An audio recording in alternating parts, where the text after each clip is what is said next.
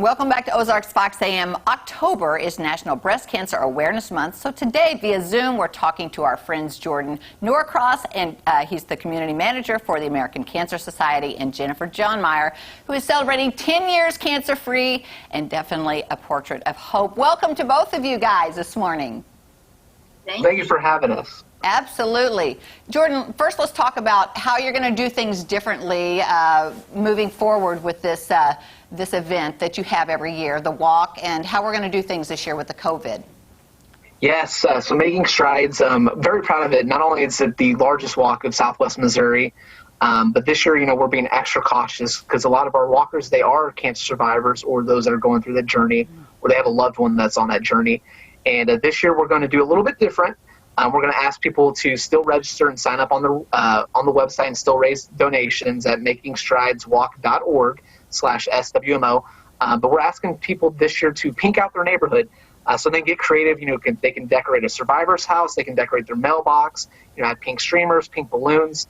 And then this Saturday, October 24th, we're asking them to actually get out and walk in their neighborhood because physical activity is still important.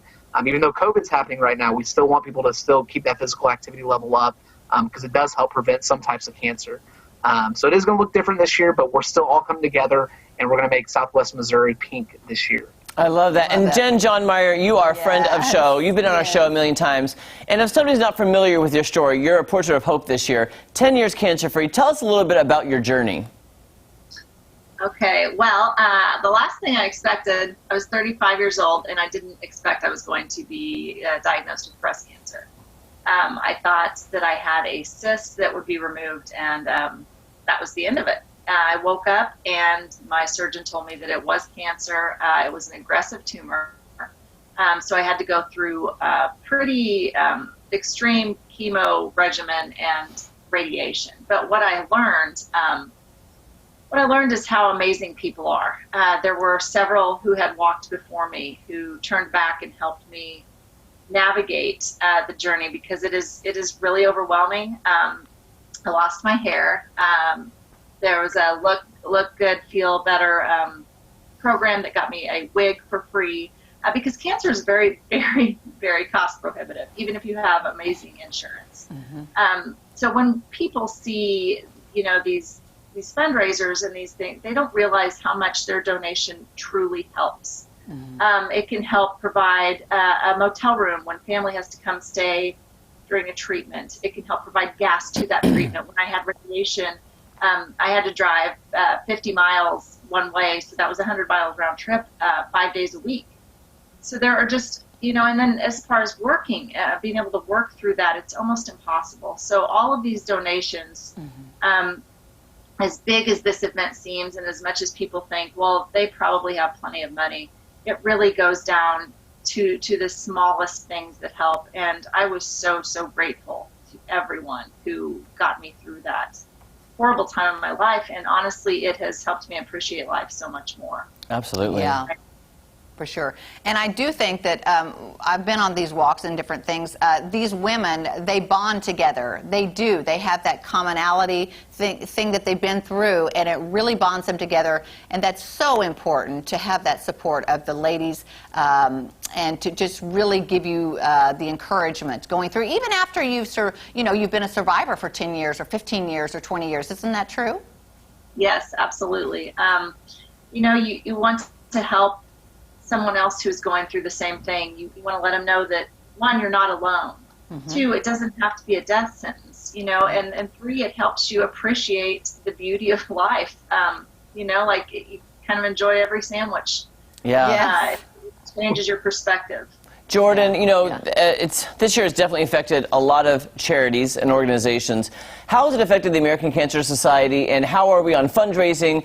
Do we need to reach a certain goal? How can people donate? People want to help. I think people are just a little bit scared, and I know you're doing this virtual walk this year. So tell us about kind of like the numbers and where we need to be. Yeah, so this year, donations are way down. And COVID has been a huge impact of why donations are down. So every dollar, every cent is going to help the cause. One of the beautiful things about the American Cancer Society is we are the leading funder of cancer research outside of the U.S. government.